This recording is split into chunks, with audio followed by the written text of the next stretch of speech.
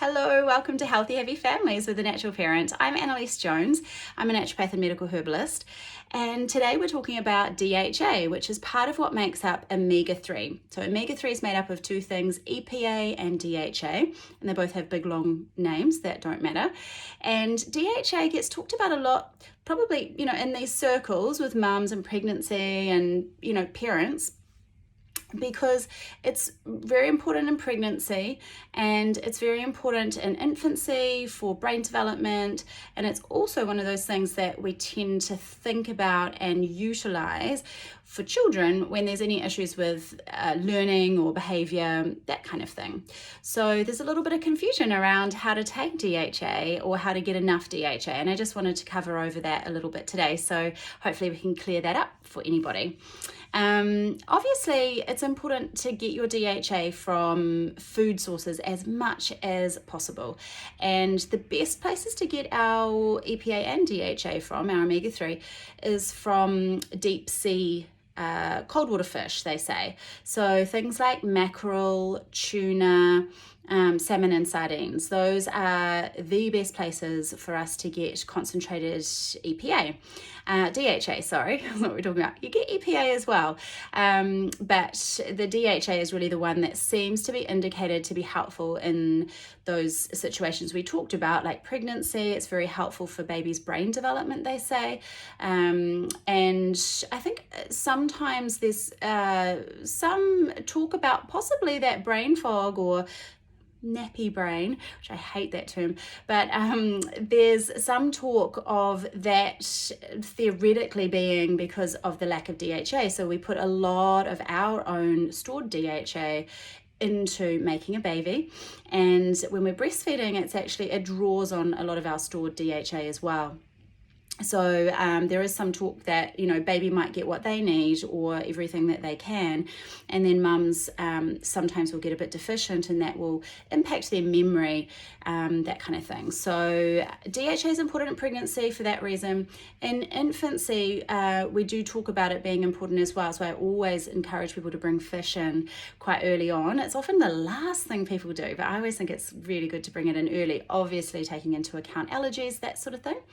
And then for older kids, it tends to be really important as well, for behavior and focus, concentration, that kind of thing. There's been lots of really great studies that indicate that DHA is a really great treatment for those sorts of conditions. And I would back that up, as I've really seen that in the clinic as well. So, and that's probably more where we get into talking about supplementation. So to start with, I just wanted to talk about food, and those foods that I just mentioned are the highest. So I actually started my kids on mackerel. Even I don't eat mackerel, but my kids loved mackerel.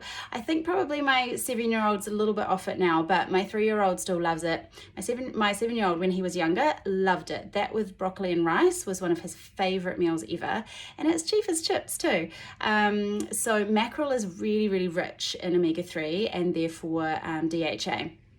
So if same with sardines, I always say to parents, introduce sardines and mackerel as early as possible, and just see if you can get that into them as much as possible too, because one of the things people do cite as being a reason for not having much fish is the cost, and I completely understand that it can be very expensive.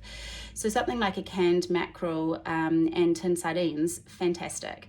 So get into those. As far as a vegan source, there are great vegan sources as well. So flax seeds, for example, do contain not EPA DHA because they only come from fish sources, but it does have something called ALA, which can convert into DHA and EPA.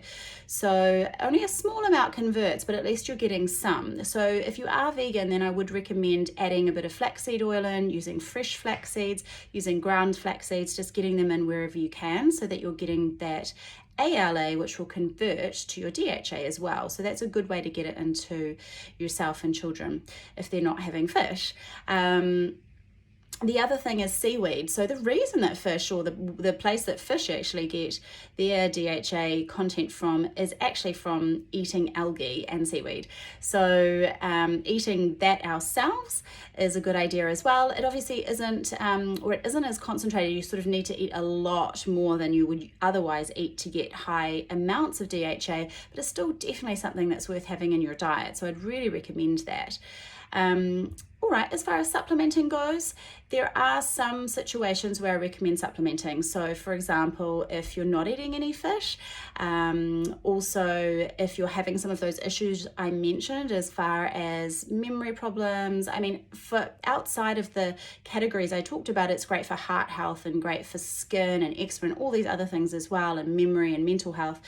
But I think if you are in pregnancy and you're having any issues where you just cannot face fish for, you know, the smell, or perhaps you've gone off some of your sort of proteins and your diet's a bit different to normal, it might be nice to have a supplement with a very clean DHA in it. So you just don't want to be buying those huge big buckets of cheap fish oil. You want to make sure you are actually getting something that's really clean and that's been sustainably caught as well. So look for those things when you're looking at a supplement. It's one of those areas where you do sort of pay for what you sort of get what you pay for, if you like.